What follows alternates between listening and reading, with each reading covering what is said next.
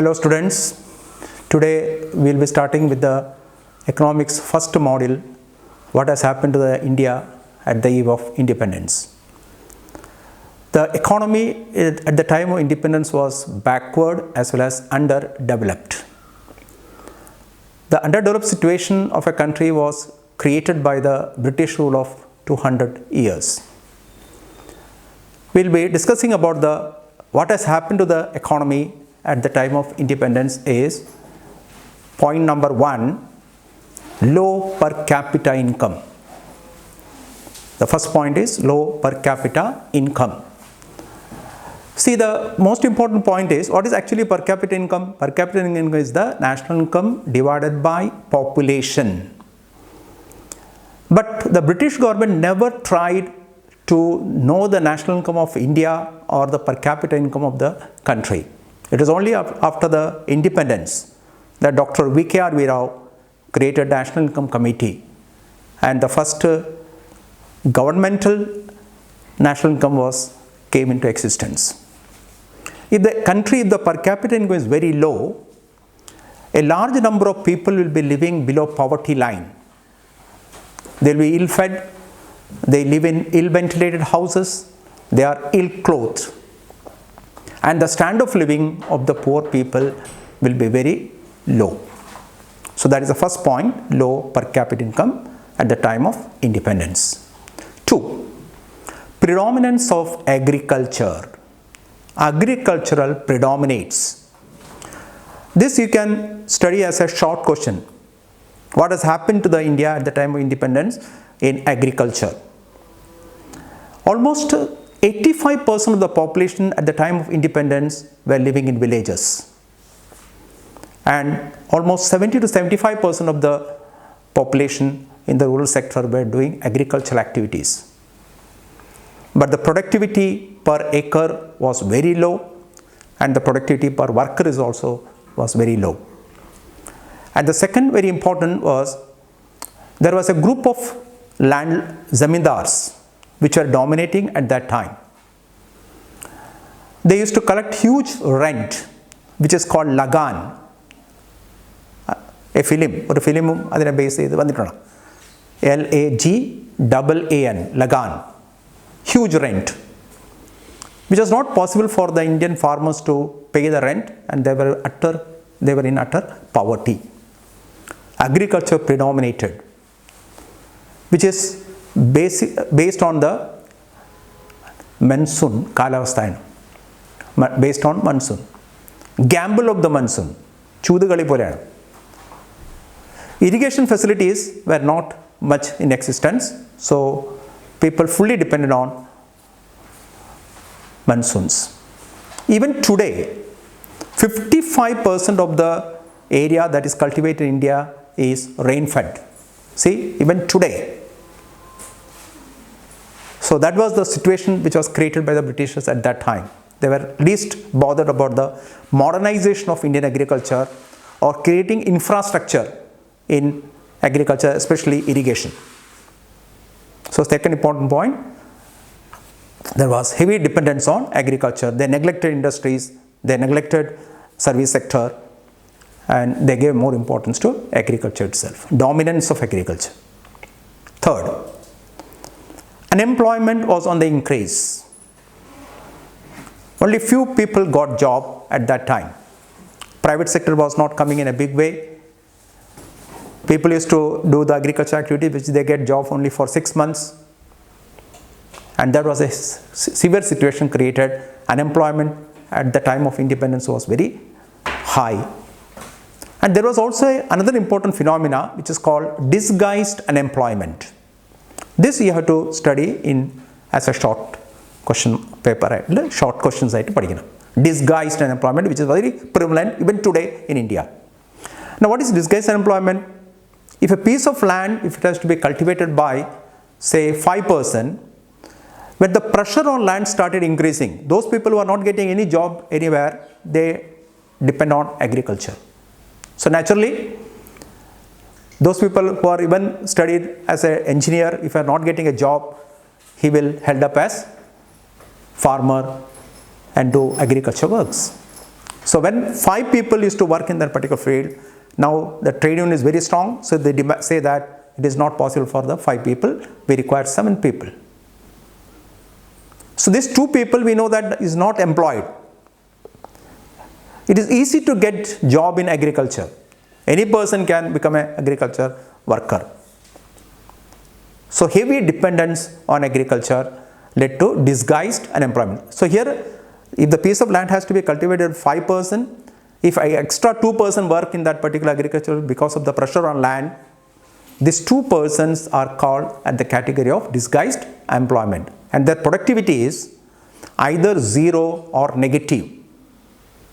Either 0 or negative. So they are not contributing anything to production, but you are paying them. This type of people exist in the country in a large scale. So there was unemployment on the increase. There was also disguised unemployment, which is also even today exists in our country also, after so much periods of independence. Disguised unemployment.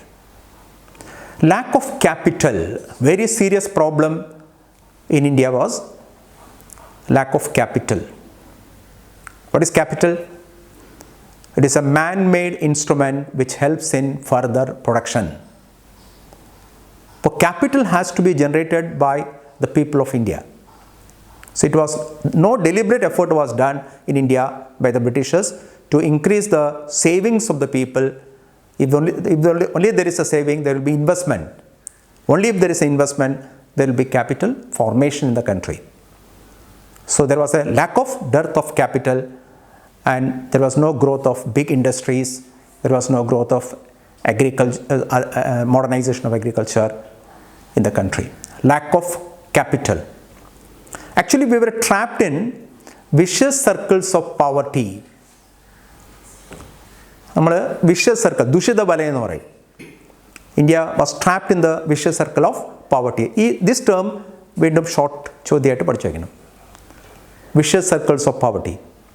What is a vicious circle? It is a circular constellation of forces tending to act and react upon one another in such a way so as to keep the poor countries always in a state of poverty. A country is poor because it is poor. See this vicious circle. Low income. If there is a country which already we have studied that low per capita income. If income is very low, naturally savings will be very low. If income is very low, that whole amount will be utilized for expenditure. So there will not be any savings. Suppose low savings. Low savings leads to low investment. Right? We savings on the bank account. Bank arking loan. Investment. So low investment. Low investment leads to again low productivity. Productivity. If productivity is less, capital will be again low. If capital is again low, income will be again low. Low income leads to low savings, low investment, low capital formation, low productivity, and finally again low income. So in a country where the people are very poor at that time, they were not able to save. There was no investment, no capital formation. And if you look at India at the time of independence, consumer and capital goods, machinery and another capital goods are. Consumer goods we consume. The ratio was 68:32. When we give importance to 68% on consumer goods, the capital goods is only 32%. There is no balance. So we have to import machinery from outside. We have to depend on foreign countries. At that time, we were fully depending on Britishers. So that was the situation.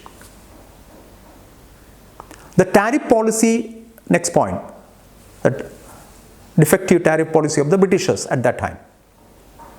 Tariff policy was designed in such a way so that the Britishers had an advantage. See, very important point.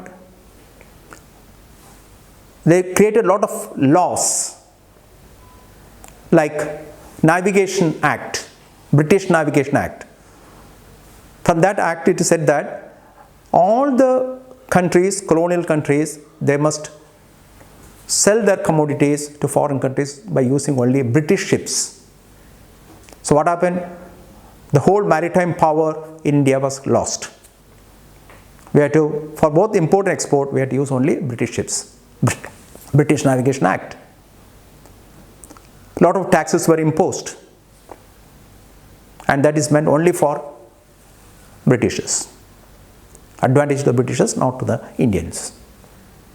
So tariff policy was designed in such a way to destroy some of the major industries in our country, especially cotton textiles, jute textiles, then lot of ivory works, handicrafts.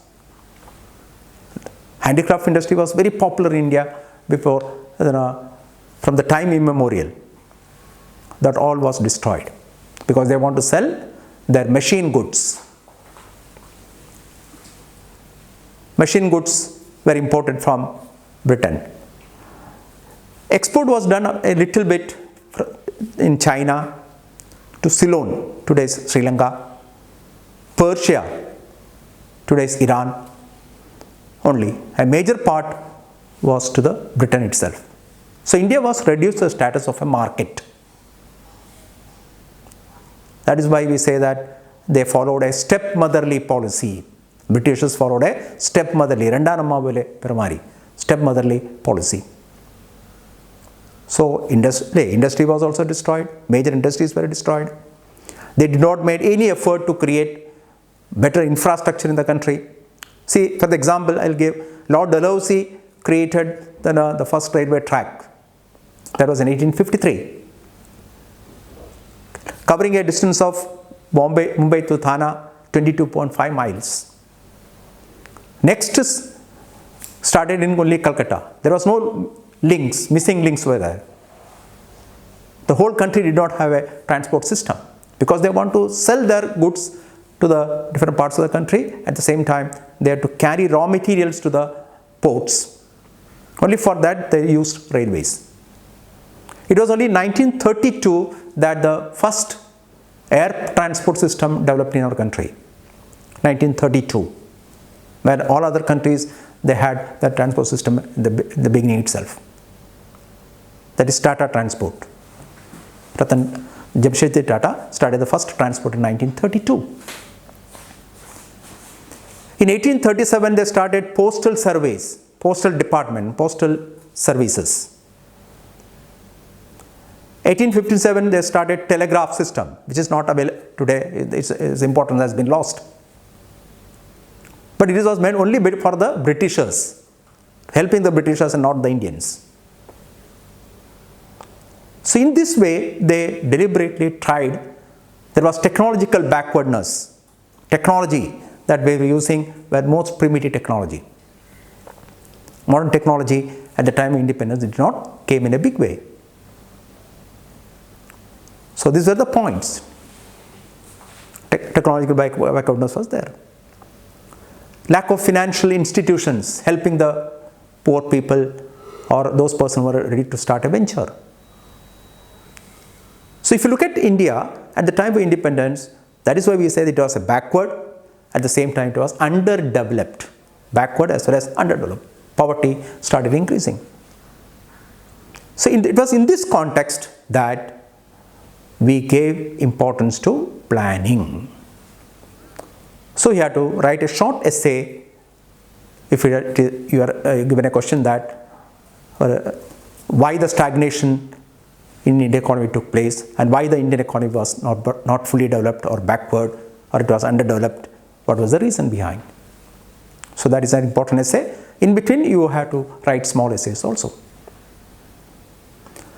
The second topic coming is regarding, see, we have a sequence. So what has to be done? A lot of challenges were there. We have to modernize our agriculture, we have to modernize our industry, we have to give more importance to tertiary sector, education, health, transportation, communications. It has to be developed. So keeping in this mind that in 1950, Jawaharlal Nehru gave importance to planning. Because planning was a concept which was adopted in Russia in 1917, and it became highly developed after the planning, democratic, not democratic planning, it's called socialistic planning or authoritarian planning or planning from above. But Nehru never did that system. That is not called planning from above, it is called planning from below, or it is also known as democratic planning. So planning was introduced in India in 1950, and the first plan started in 1951-56. So that was the beginning of planning era in our country.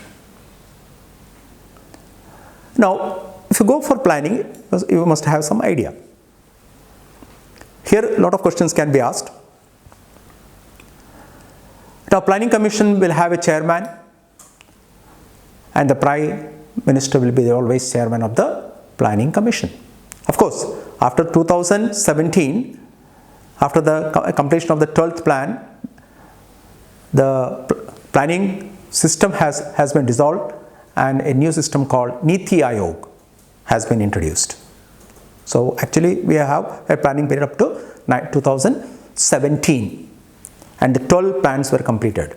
Of course, from 2015 onwards, Niti Aayog system developed with the coming of Modi government. So before that, before independence itself, lot of planning concepts were there, like Bombay plan, People's plan. But the systematic government deliberate planning was created in 1951, first plan. So when was planning started? It was 1950. It's called planning from not above, but planning from below, or it is called democratic planning. Now, what are the objectives of planning in India? What were the objectives?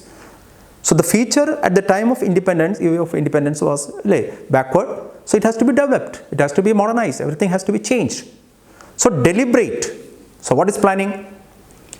Planning means it's a deliberate and systematic spending of the resources of the country to achieve certain well-determined objectives, problems, solving of the problems. It is a systematic arrangement of funds, systematic development of resources in such a way so that you are able to achieve certain objectives that is laid down in planning. The objectives may be short-term as well as long-term. Short-term objectives are the current problem solutions. Once the problem is solved, there is no need to further give importance to that. That is called short-term objectives. Suppose a war takes place, something has to be done immediately. So the fund has to be diverted from other sources to this. Or a small problem has been created due to some other natural calamities. Such is called short-term problems, the current problems which can be solved. But when you think of planning, we give more importance to long-term objectives, because there are a lot of problems in our country which cannot be solved within, say, 1 year, 2 years, or 5 years. It may take 10 to 15, 20 years. For example, family planning control. We are trying from the long before, but even today we are not able to solve the problem properly. So it's a long-term perspective. Removal of poverty, that is a long-term problem. Removal of unemployment, which cannot be done within 1 or 2 or 3 or 4 or 5 years. It is a long-term process. So the planning objectives are divided into two, short-term as well as long-term. Now if you look at the long-term objectives, you have to find out certain points which has to be correctly done. The long-term objectives are first one is to achieve high growth of GDP. That is, almost all the plans give most important point to the increase in the GDP. That is the first important objective of planning in our country, long-term planning. Second one is to reduce the poverty in the country, reduction of poverty. That is the second point. To reduce the poverty in the country. Third, to protect the environment, protection of environment. to increase the standard of living of the people. 4. And to modernize both agriculture as well as industry. That is another important long-term objective of planning. Next point, to create equality of opportunity, which is lacking in our country. Equality of opportunity. Creation of more employment opportunities. Sustainable development. Another point is to increase the sustainable development. These are some of the major long-term objectives of planning. So we have short-term as well as long-term. Short-term is just to remove the current issues, current problems, but long-term objective is to achieve certain important problems that is existing in the country. In India, the planning concept, when started in 1950 onwards, the important body is the Planning Commission. So now we are going to study the organization structure of the planning. So in India, the Planning Commission is the dominant position, Planning Commission. The chairman of the Planning Commission will be always Prime Minister, and there will be a deputy chairman and few Planning Commission members. The duty of the Planning Commission is to lay down the major objectives of every plan and allocation of funds. This is the very important point of the Planning Commission. To lay down broad objectives regarding what should be done in a particular plan, and the fund that total fund can be allocated to different states. The highest body of the Planning Commission is the NDC, National Development Council. It is called Super Cabinet. NDC is known as Super Cabinet. Why NDC is called Super Cabinet? Because it has Prime Minister as the chairman, deputy chairman is also a member of NDC. All the cabinet rank ministers, they are also a member of the NDC. All the chief ministers of states, they are also member of the NDC. Lieutenant governors of different union territories, they are also the member of the NDC. So it is a biggest body, and that is why it is called Super Cabinet. So Super Cabinet is NDC. So Planning Commission, NDC. A lot of officials are there to look after each and every area from the technical side to the finance side. But Indian planning, since it is known as planning from below, only the fund will be allocated to the state government. For example, for Kerala government, if it is said that every year will be giving 25,000 crores. So at that time, fire plan means almost 1,25,000 crores will be allocated to the Kerala government. Then you have to prepare a plan, and the plan was rested in the hands of the State Planning Commission. How it is called planning from below. The State Planning Commission, they will not prepare anything. They will allocate the fund that is given to them to different district planning boards. So we have Planning Commission at the state level, the central level, then we have State Planning Commission, then we have the planning boards, district planning boards. From district planning board, again it is the fund will be diverted to the local bodies, panchayats. Since Indian planning is called democratic planning, all the decisions has to be taken by the planning, must be undertaken by the village, panchayats, corporations, municipalities, etc. They will prepare the plan. Since a panchayat is controlled by elected body, people elect, and that is why it is called democratic planning. Once the plans are prepared, from each villages and the municipalities go to the district level. District level authorities will analyze if they want to add something, if you want to neglect something, it is done and sent to the State Planning Commission. Suppose when the State Planning Commission takes into account, they see that it is not 1,25,000 because there is a heavy pressure that is coming from the lowest body, especially panchayats. 1,25,000 means suppose the amount becomes 1,35,000. So 10,000 has to be reduced. But the State Planning Commission will not remove the 5,000, 10,000 will be removed and will be sent to the Planning Commission, Central Planning Commission. So from different states, the central plans of the state level reaches to the Central Planning Commission. Here there will be a lot of discussion. NDC meeting will be called where almost all the chief ministers, lieutenant governors, Planning Commission members, deputy chairman, they will all have a discussion and finally a draft paper will be formed. Then the draft paper will be circulated as a white paper to different universities, different experts. A lot of opinions are collected from the paper and finally the final draft is created. And this final draft again has to be put into the parliament. Again, parliament, who is the person? Elected body. Those people who are elected, they will decide whether the plan has to be accepted, rejected or modified. So that is why Indian planning is known as democratic planning or planning from below, or it is also known as grassroots level planning.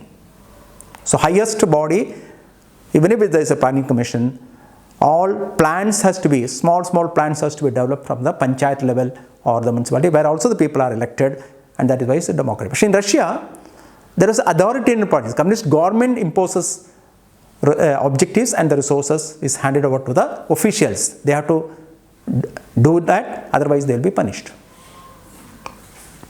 So that is the difference between Indian planning as well as the planning that was adopted in in the world for the first time. That was in 1917.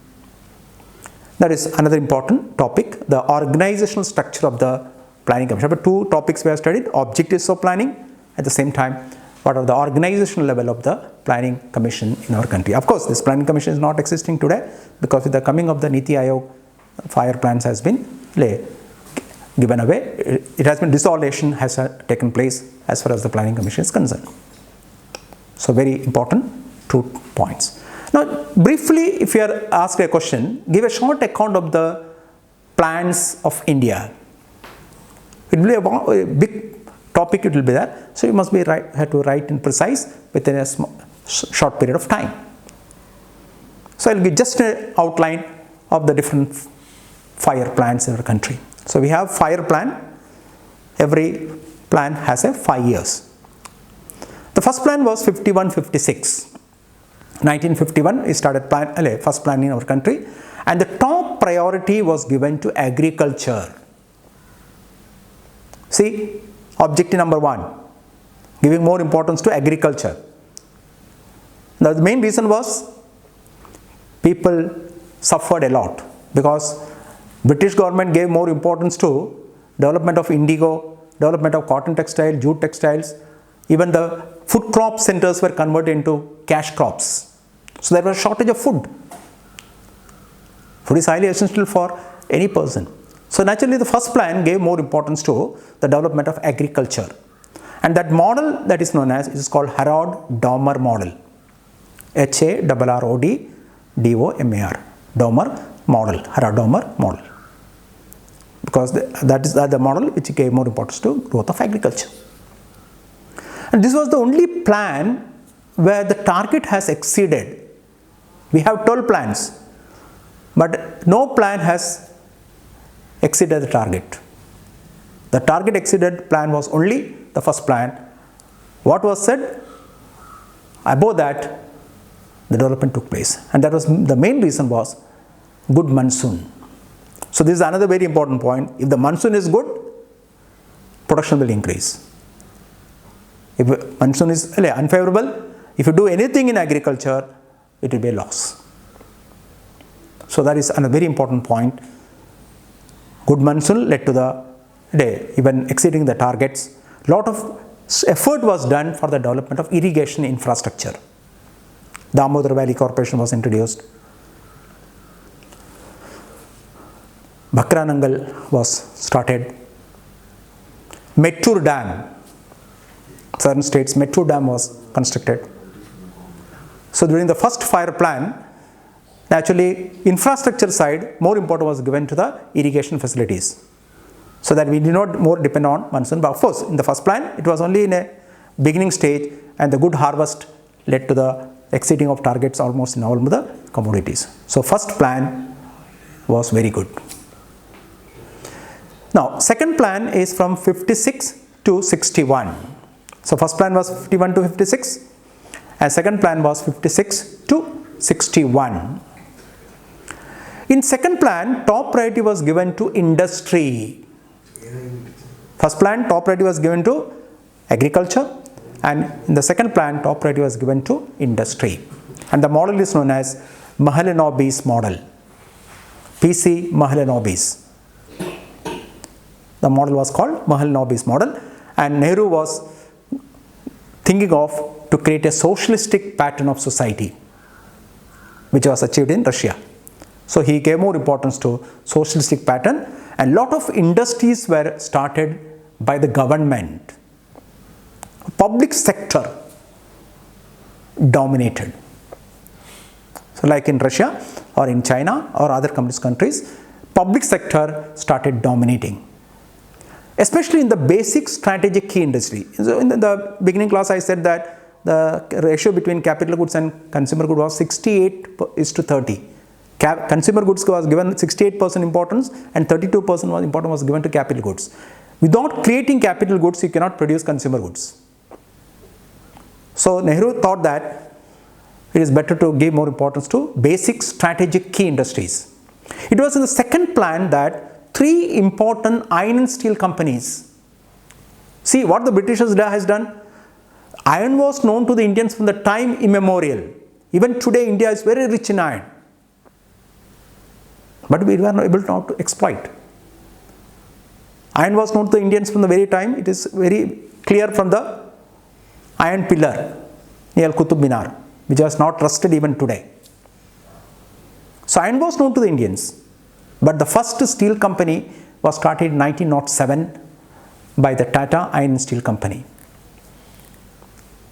That is in Sachi in Bihar. Now it is in Jharkhand. It was Bihar. Today this iron and steel company is in Jharkhand because of the creation of new states. After that, nothing has been done as far as iron gives muscle to the industry. Iron is an indicator of economic development. Use of more iron means the country is rapidly developing. So they neglected. It was the second fire plan, that the three important iron and steel companies, Bhilai Steel Plant, Rourkela Steel Plant, Durgapur Steel Plant, but all collaborated by foreign countries. Russia contributed, Britain contributed, Germany, Durgapur, Rourkela, etc. contributed by collaborated from foreign countries. Of course, third fire plan, Bokkara Steel Plant came into construction. Lot of mini steel plants were created in the southern states. Vijayanagar Steel Plant in Karnataka, Salem Steel Plant in Tamil Nadu, Visakhapatnam Steel Plant in Andhra Pradesh. Lot of steel companies. Now, if you develop the steel, naturally more and more machines will come into existence. Otherwise, it has to be imported from outside. So Nehru gave more importance to create a socialist pattern society. A lot of industries, fertilizer companies, a lot of companies were started in the public sector. That is very important. But second plan has not achieved the target. Actually, the target was kept, GDP growth was kept at 4.5% per annum, but it was only 4.27. So target was not exceeded, but a lot of changes. A lot of public sector enterprises came into existence. Third plan is 61-66. See the correct point, 51-56, 56-61. Now why I am again using the 56? Because the accounting period is 31st March of this year to 1st April of this year to 31st March of the next year. So that is why 56 and 61. Third plan is 61-66. From the 1st April of 61 ends with March 31st of the 66. 61. The worst plan in Indian planning. Third plan is the worst plan as far as the 12 plans are concerned. Now what was the reason? If you look at the plan, it is the plan period when 2 wars took place. One with China, one with Pakistan. 64-65 Pakistan, 1962 we had to fight with the China. Now what will happen if a 2 war takes place in a fire plan, within the fire plan, third fire plan? Almost all the resources systematically utilized for primary sector, secondary sector and tertiary sector has been diverted to war economy. The fund will be shifted to war purposes. So you have to neglect agriculture, we have to neglect industry, we have to neglect service sector, especially health, education area. Everywhere there is a lack of funds. And at the same time, last 3 years of the third fire plan, there was a severe drought. See, again monsoon. There is no good monsoon also, and actually 3 droughts also took place.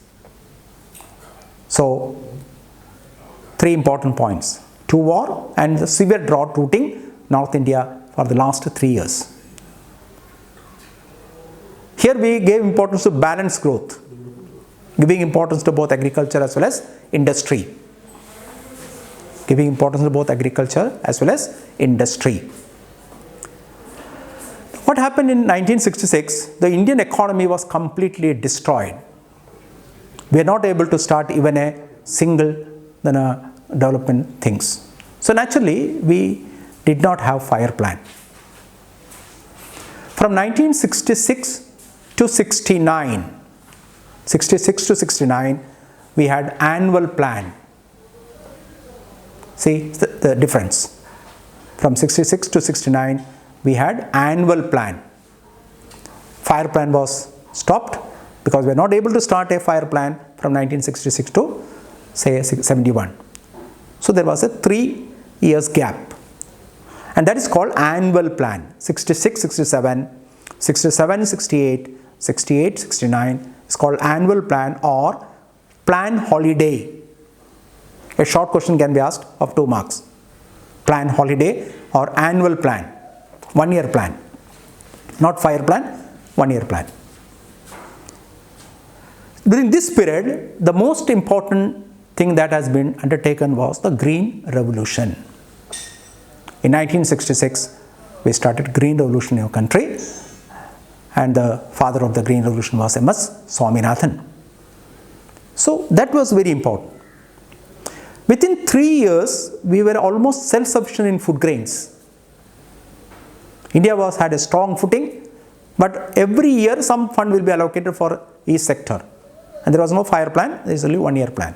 But since with the coming of the Green Revolution, naturally India became self-sufficient in almost all the agriculture commodities. At the same time, we had lot of natural resources for our industries also from agriculture. So 61, 60 is third plan, 66, 69 is 3 annual plans. 66, 67, 67, 68, 68, 69 is called 3 annual plans. 69, 74 is known as 4th fire plan. India was once again economically developed. They were in a position to start the fire plan again. So 69, 74 is known as the 4th fire plan. It was in this plan period that we stressed a lot of things. New industries were started. Modern industries came into existence. More important was given to the sustainable development in the country. Important was given to removal of poverty. Important was given to the growth of small scale and cottage industries in the country. A lot of things that has been done. Creation of more employment opportunity was stressed in the 4th fire plan. But even after this, the lot of problems that exist in the country was not clearly settled or cannot be removed properly. So it was in next plan, that is called 1974-79, that Indira Gandhi created a massive scheme called Garibi Hatao. That was in the 5th plan, 74-79. In the 5th plan, removal of poverty, Garibi Hatao was the major thing that was done by the Indira Gandhi. Lot of programs were created to remove the poverty, creation of more employment, food for work program, food for million well scheme, lot of schemes, generation of employment on the one side, at the same time increase the income levels of the people to remove poverty. Actually, it is called trickle up theory. This term, short questions can be asked. What do you mean by trickle down theory? Trickle down means lot of schemes, programs will be provided for SCs, STs, poor people, downtrodden, so that on the two-way employment generation, social changes, at the same time income will be going up, and thereby economy will grow. So a lot of funds will be utilized for different schemes.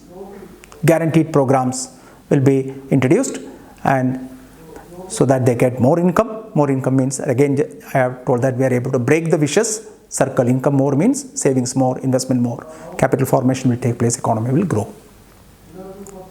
So that was the system in the 5th fire plan. 6th fire plan, again you see, 1974 to 78 only it was existed. Actually it was first completed by 1979, 74 plus 5, 79, but it was only up to 1978. Now what was the reason? In 1978, emergency was declared, election took place, and Indira Gandhi himself lost in the election. Janta government came into existence. So they felt that planning commission is not working properly. It is only because of the different fire plans that India is not able to achieve rapid economic development. So they gave away the fire plan and introduced a new concept called rolling plan. So in planning, rolling plan can be asked as a short question, 2 marks. What do you mean by rolling plan? So it was in India from only 1978 to 80, only for 2 years. What happened after 2 years? Again Indira Gandhi came. She rolled off the rolling plan, again started fire plan. So from 78 to 80, we had a rolling plan, which is a concept which was very popular in Burma. Gunnar Myrdal is a person who got Nobel Prize in economics. He wrote a book called Asian Drama, and he was a person who was a pioneer in rolling plan. So what is actually rolling plan? It has 3 plans: short-term plan, medium-term plan, long-term plan. So if a short question is asked about rolling plan, you must be able to write. So it has a short-term plan of 1 year, like annual plan. Then it will have a medium-term plan of 5 years. So once 5 years are completed, the 6th year when it comes, again the first plan will be removed. So again you have one annual plan and fire plan. So it will roll. And after 15 years, when 16 years come, what will happen? 16 years will be considered as annual plan. And 4 more years when you calculated, you have fire plan. From the beginning to last, we have long-term plan. So in a rolling plan, we have a 1-year plan, fire plan, and 6-year plan, 15-year plan, long-term perspective plan. So at least 15 years a country must have a rolling plan system. Then only we can say that rolling plan is good or not bad. But in India we had only 2 years. We had rolling plan from 1978 to 80, and 1980, again election took place. Indira Gandhi came with a flying color. She again took over the government, and she rolled up the rolling plan and introduced again fire plan. So in between 78-80 is called a rolling plan. From 80 to 85 is the 7th fire plan. 7th plan 80-85, again very important. Here again we gave importance to removal of poverty as well as creation of more employment opportunity, role of small scale as well as cottage industries, etc. 85-90 is called 8th fire plan. 85-90 is called 8th fire plan. 8th plan also gave importance to almost all these factors, but never achieved the target. Now, here another very important point. After the 8th plan, again there was 2 annual plans. 1991, 91, 92. So see, we have 66 to 69 3 annual plans. From 90 to 92. Here very important point, it was in 1991 that the new economic reform started. And in the post-reform period, there is a syllabus question is there. We will discuss in the next class. So 1991, new economic reform was started called LPG, liberalization, privatization as well as globalization, LPG program. So see, very important. So again we have 2 years break of fire plan. 90, 91, 91, 92. Thereafter we have a continuous fire plans. No, this is the period when the economy was having a transition. Public sector was given less importance and slowly private sector started dominating. When you spend systematic fund, more important will be given to the public sector. Even if private sector comes into existence, the private sector will be controlled by the government. But with the coming of 91 new economic policy, slowly the role of public sector started coming down and private sector slowly dominated. A lot of public sector enterprises which are running under loss were disinvested. And not only that, people were shocked. Disinvestment policy of the government was considered as creating more funds. So instead of taxing the people or instead of getting income from other sources, they started disinvesting even the profit-making units. This we will discuss in the post-reform period. So 90, 92 is another 2 annual plans.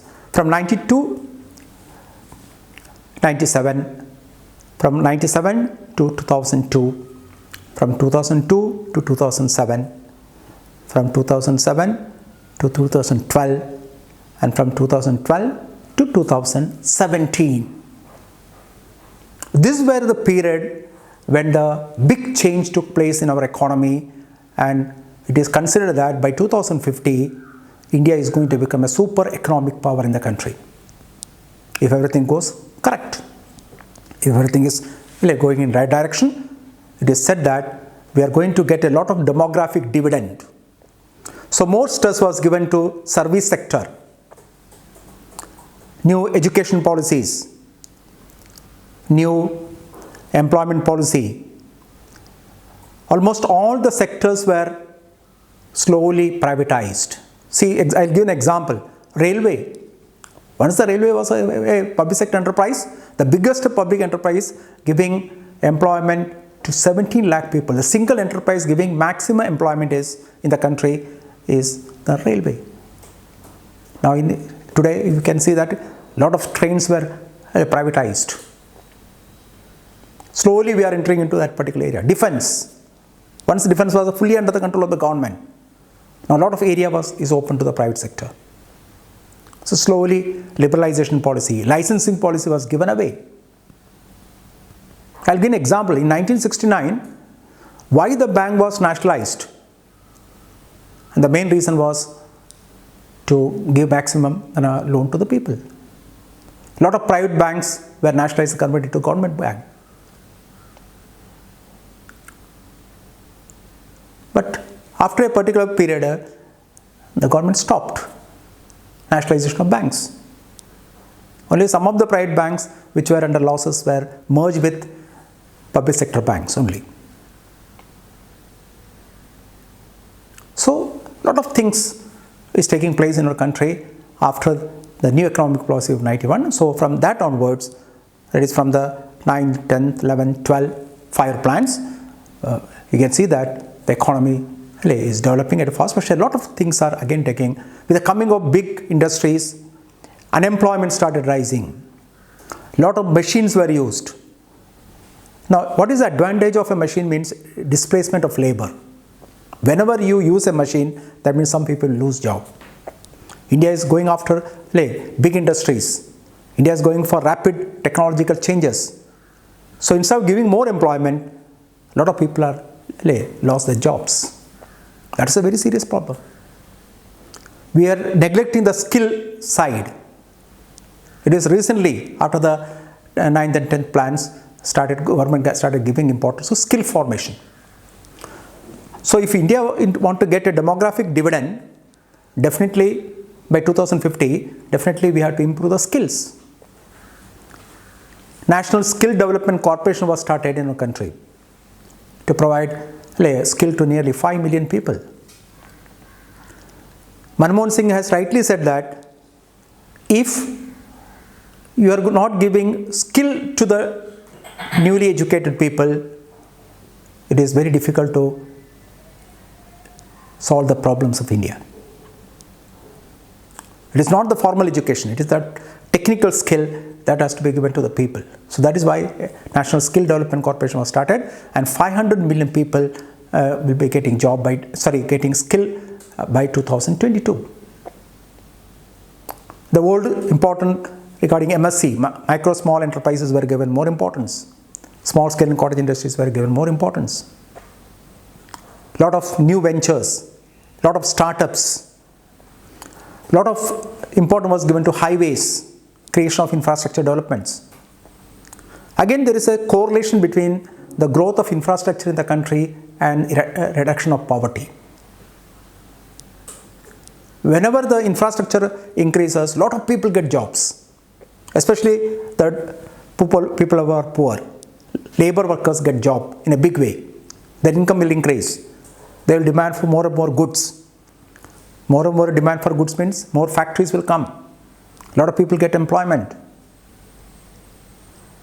Mahatma Gandhi National Rural Employment Guarantee Scheme was introduced. So, a lot of programs. So, from after 1991, you can see a big change in the planning objectives, strategies of the planning. So, that you must be born. In the beginning, we are a Domer strategy, Mahalanobis strategy, etc. were there. But afterwards, new. More importance was given to the export-oriented development. Before, we never gave more importance. We started giving more importance to export orientation programs. Lot of 100% EOU units, export oriented units, special economic zones, express highways, industrial corridors, lot of changes. So we slowly shifted from the public sector to the private sector, and only a few areas were left to the public sector, and the remaining now slowly private sector is entering through disinvestment, privatization or liberal policy of the government. More foreign. Now you must be borne in mind that in 1991 India and China were same almost in the economic side. But India was able to achieve only a small growth, but China almost 20%. So that is a change that is taking place in China. But India, due to certain weaknesses which I have said before, we are not able to tackle all this problem. If everything goes well, by 2050, India can become a super economic power, not, if it is not first, at least second. A lot of demographic changes are taking place. If you look at India, it is said that by 2050, 68% of the population in India will be young people. And only 32% of the population will be old people as well as young children. By the time almost all the people in the world will have aging population, all the countries in the world will have aging population. So it is high time for India to develop the market-driven skills, global market-driven skills, train them and send to the foreign countries, and by exporting manpower, India will become a superpower. Provided all relevant skills has to be developed. This term, again 2 marks, what do you mean by demographic dividend? Demographic dividend. That by 2050 in India we will be having 68% of the population of young generation. By the time almost all the countries will have only old people. So to work, a lot of people will be sent to the foreign countries. A lot of job opportunity will be there. So when they go to the foreign countries, they bring back foreign currency into the country and India will become a superpower. Provided skill is created. So that is why the government is doing a lot of programs, especially in SDC, a lot of training programs, a lot of research work, startups, encouraging the startups, etc. is given. So you must be able to write, if an essay is asked about, give a short account of fire plants in India. So it is actually a lengthy one because we have to cover almost 12 fire plants. So it was actually in 2015 onwards, Niti Aayog came. But 2017 was the 12th plan completed. So Niti Aayog actually, with the coming of the new government, Modi government, 2015-17, actually Niti Aayog was there. It's called think tank. National Institute of Transforming India. Niti. National Institute of Transforming India. Niti. This Niti Aayog we will be discussing in a separate class. Now coming to another area, structure of Indian economy, which is given in the syllabus. Structure of the Indian economy. Now if you look at the structure of the Indian economy, it is classified in different ways. For example, normally we say that Indian economy is primary sector, secondary sector and tertiary sector. Primary sector means agriculture and allied activities. Secondary sector means manufacturing sector, and service sector is called tertiary sector. If you look at based on ownership, we can say that there are 2 public sector as well as private sector. Public sector and private sector, government controlled, government owned as well as private sector owned. We can classify like that. So in different way it can be. So mainly structure of the Indian economy means dividing the economy into 3: primary sector, secondary sector and third sector. Now what is happening in this sector? You all know that primary sector means agriculture and allied activities. It is not only agriculture, where you have to include a lot of things. When we talk about agriculture, you have to, in common term, it is called agriculture and allied activities. Dairy farming is there, poultry farming is there, piggery is there, sericulture is there, horticulture is there. A lot of things combined together, it is called agriculture and allied activities. Now if you look at India, almost 48.5% of the national income was coming from agriculture and allied activities in 1950-51 when the planning started. But if you look today, it is only 14%, 14-15. So what is happening? What is happening in the structure of agriculture? the share of agriculture in national income is declining. The share of agriculture in national income is declining. Every year it is declining. That shows that India is developing. A developed country is that country where the share of agriculture in national income has to come down. That is taking place in India, but gradually. In 1950-51 it was 48.5% and now it is 14%. Between 40 and 50. 2009-10 it was almost 16 point something else. It's coming down. That itself shows that the real trend is taking place, but gradually. Now,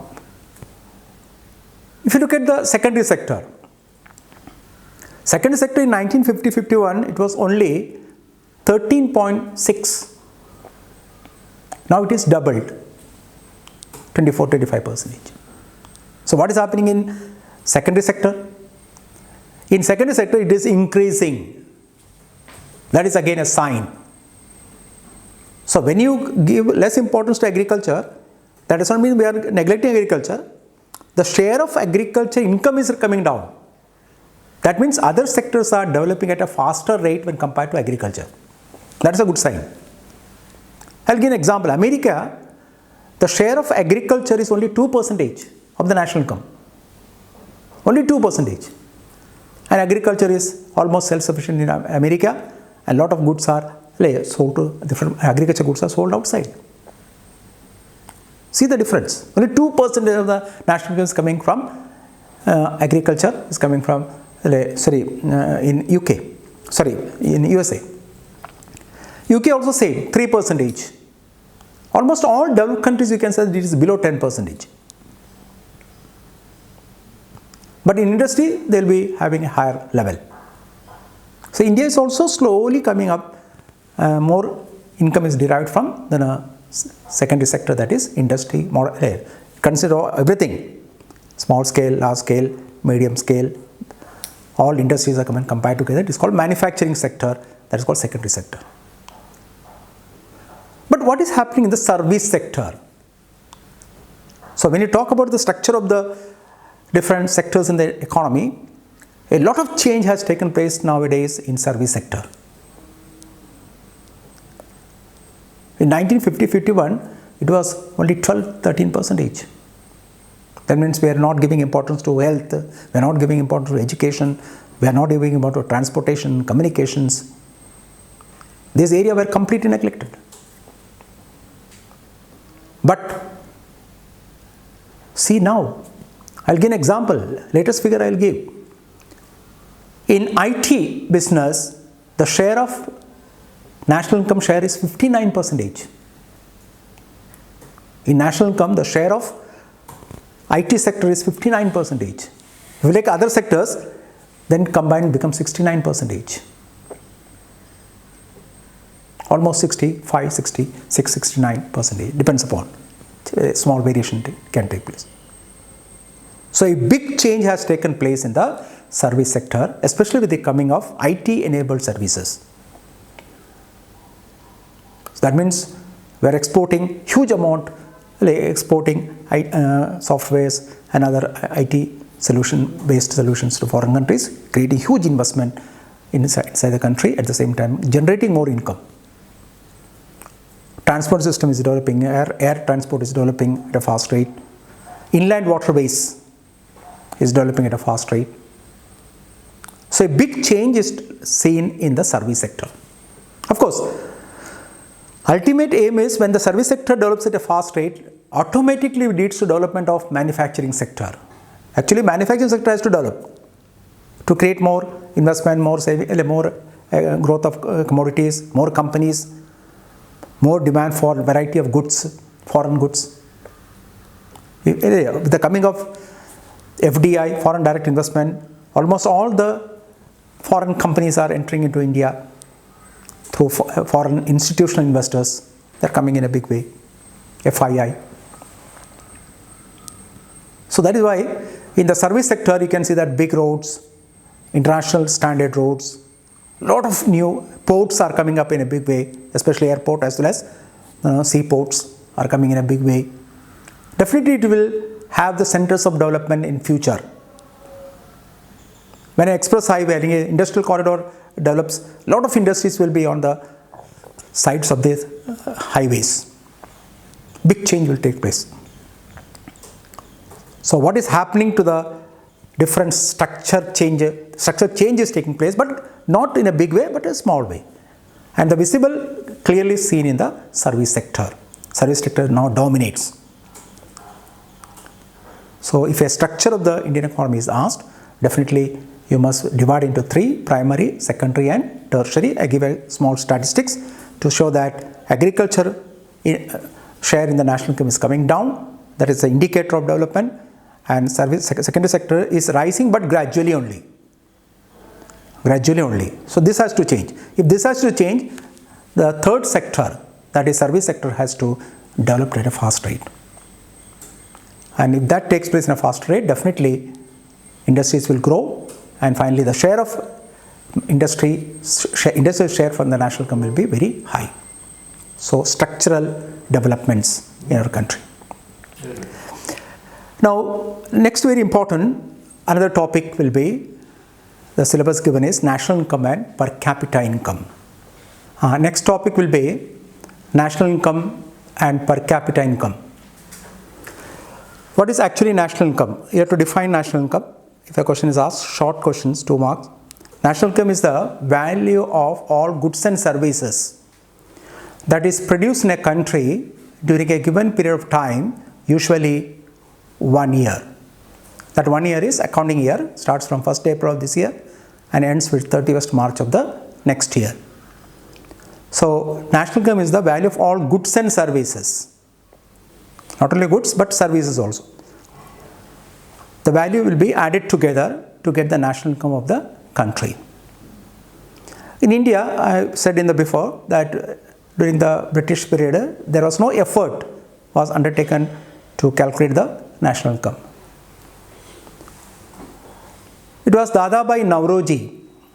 He was the first person to calculate, the old man of India, as the first person to calculate national income by taking data from different departments. That may not be reliable, but it took a lot of years to get the national income for a particular year. So it was only after the independence that Dr. V.K.R.V. Rao, a committee was formed called National Income Committee, and the 2 other members were Gadgil and Professor Mahalanobis. Kuznets, a foreigner, was also there to support. Richard Stone was another person, was helping India to the National Committee for calculating the national income. But here also the data was not properly collected. So we are not able to get a better national income calculation in our country. It was with the coming of development of Central Statistical Organization. Now the name has been changed. Now it is called NSO. Before it was called Central Statistical Organization, called CSO. But from 1950 onwards till today, the national income is calculated with the help of Central Statistical Organization, which has more than 1,000 investigators working in different parts of the country, collecting sample data which are then compiled together to find out the national income of the country. So every year by March 31st you get the whole income data, which may not be reliable but with more accuracy. I will explain why the national income in our country is not 100% accurate. That is, so the first, today it is calculated by National Statistical Organization or National Statistical Office, NSO. Before it was called Central Statistical Organization. Because the National Sample Survey Organization was merged with Central Statistical Organization, converted to NSO. In India, in the beginning, 3 methods were not there, only 2 methods for calculating national income. So a question can be asked, what are different methods of calculating national income and what were calculated different methods that were used in India for calculating national income. One method is called product method. It is also known as value added method. Product method or value added method. Whatever goods and services that is produced in a particular year will be, the final goods are taken into consideration. That is called value added. Only the final goods must be taken. So that is why the definition clearly says that it is the value of all final goods and services that is produced in a country during a given period of time. That means intermediate goods should not come in national income. Suppose a hotel person buys wheat and a flour for preparing chapati. The flour price should not come in the national income because it's an intermediate good. Because in chapati price, what will be included? The flour price is also included. If as a income of the merchant is taken, that will come into national income, and the hotel also, his income is also be given, and there will be double counting. So that is why we have to take into account only the final goods or the value that is added, additional value that is added, only that must be used to calculate the national income. So almost all the goods in India were calculated through product method. Second method is called income method.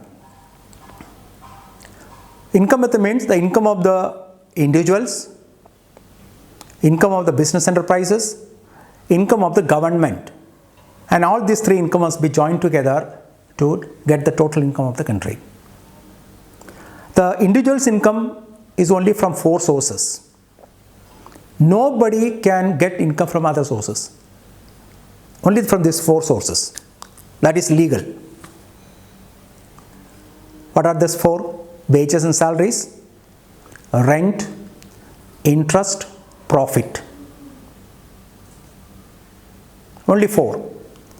If you get income from any other source, it is illegal. So it should not be included in the national income. Only legal incomes. So income of the individuals, all the incomes individual getting through wages and salaries, rent, interest and profit, when joined together, you get the individual income of that particular year. Then business enterprises income. Business people, their income is called undistributed profit. It is called undistributed profit, which is the income of the business enterprise, not the individual. It is the income of the business enterprises, which is the income of the business enterprise, which is again plowed back into the industry. So you have to find out the undistributed profit of almost all the business ventures. Joined together, you get the business enterprises income. And the third one is government's income. Government's income comes from taxes and non-tax revenue. How much that amount comes to government? That is called income of the government. When these 3 incomes are joined together, you get the national income of the country through income. Through income. So that method is called income method. The third one is expenditure method. Before, only 2 methods were used, product method as well as income method. But now, expenditure method is also used. Expenditure method is also used. Expenditure method is, take the individual's expenditure of 1 year, take the business enterprises expenditure, then take the government's expenditure, then add these 3 together, it becomes the government's expenditure for the whole year. Sorry, we get the national income of the whole year. As you calculate income, in the same way, you get 1 year's government's expenditure, 1 year's business enterprise expenditure, and 1 year individual's expenditure. When these 3 are joined together, you get the national expenditure of the country. But if you are able to calculate the national expenditure of the country, that itself will be the national income. What is the reason? Here, very important point. One man's expenditure is another man's income. One man's expenditure is another man's income.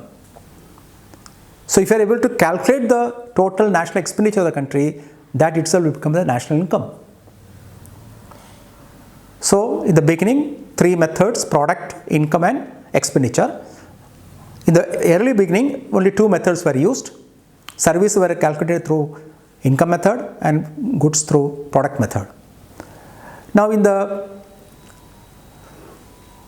construction side, now we are using this third method called expenditure method. So there are three methods. Recently, a big change was taking place. Gross value added method. Recently, the method that was used in India, we shifted from the GDP to gross value added, GVA. But again, the Reserve Bank of India changed because it was calculated on the base price. So again, we shifted from GVA to GDP at factor cost. So the gross value added system was changed to gross domestic product, GDP. So in India, the term when you are using factor cost is very important, not the market price. When you calculate the national income in the market price, actually their tax will be added. If subsidy is given, that is reduced also. But national income should not come, because tax as a government expenditure and a government's income enters into the national income. So it is very important that you should not take market price, you have to take factor cost. Factor cost means what is given to the four factors of production. So you have to calculate national income only at factor cost. So that is what we call NNI, net national income at factor cost, where you take the income of the four. You have to take rent, profit, wages and salaries and interest. Factor cost to get the income, national income at factor cost. Now, what are the difficulties encountered in the calculation of national income? This is the question that can be asked, as very important. Difficulties encountered in the calculation of national income in India. Even today, the national income is not 100% accurate because of the existence of barter system. Even today, barter system exists in the country. If you have to get a clear-cut picture of the national income, there should not be any barter system. Even in villages, India has almost 5,64,000 villages in our country. A lot of transactions taking place between the village people among themselves through barter system. Even today, when a person does the rice harvesting, he gets rice. If he sells it, of course it comes in the national income, but if he consumes it, it will not come in the national income. So a lot of barter system. If you cultivate vegetables, if vegetables is sent to some other person free of cost and is given free, it will not come in the national income. So if a barter system exists in a big way, the national income calculation will be wrong. 2. Subsistence way of living. In India, a large number of people are living at subsistence level. They produce only for themselves, only for their consumption. It will never come in the national income calculation. It is said that the growth of towns and cities makes the national income more accurate, because we can purchase all these commodities from the market, for which you have to pay. Price is there. But when a country where a lot of villages are there, even today, a lot of people, they cultivate only for consuming themselves, which will not come. So, it is the value of all goods and services produced in the country. So, naturally, it has to come into the national income. But if an economy has a subsistence way of living, national income calculation will be wrong. Third, very important, I said double counting.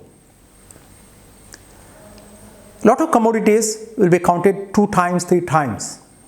You ask an iron and steel producer how much income you generate from the iron and steel, he said that I have earned 100 crores. But iron should not be used in the national income calculation, because the rod will be purchased by some other person, a grill manufacturing person will buy. He will add the price of iron in that. So there is a double counting. He will say that when he says his income, definitely he includes the rod, iron rod also. Then the grill manufacturer takes to some other, gives this to some other person. The value is again added. But double counting should be avoided. For this you have to take only final goods. Intermediate goods should not be taken. There is a problem of transfer problem in calculation of national income. What is the transfer problem? I'll give an example. Suppose a company created a profit of 50 crores, and if you ask that person how much income you derived, he says 50 crores. After that, he gives 30 crores as a dividend to the shareholders. When the income of the shareholders becomes the income of the individuals, that will also come in the national income. And this 50 crores as income of the factory owners also comes in the national income, and there is again heavy unwanted calculations. So you have to, if the business person says that his profit is not 50 crores, his profit is only 20 crores, and 30 crores comes into the national income as the income of the shareholders, so it becomes 50 crores. But if in the beginning itself he says that his income is 50 crores, then he gives 30 crores to the shareholders, actually it becomes 80 crores, 50 plus 30. So this is a serious problem. To avoid this, you have to take into account only the net profit and not the gross profit. After giving all things, the remaining must be included in the national income. That is another important serious problem, difficulties. Statistical data is wrong in India. The information that you get from the statistics is very wrong. The sample that is taken may be wrong. So the final result will be wrong, or will be defective. So lack of proper statistical information also make the national income difficult to calculate. So this is very important. So why in India we are not getting 100% accurate data, and that is because of these serious problems. Services must be included or not in national income.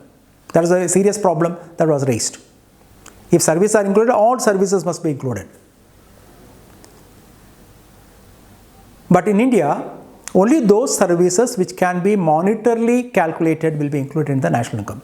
So a lot of services. Now recently, a lot of housewives were writing letters to the Modi.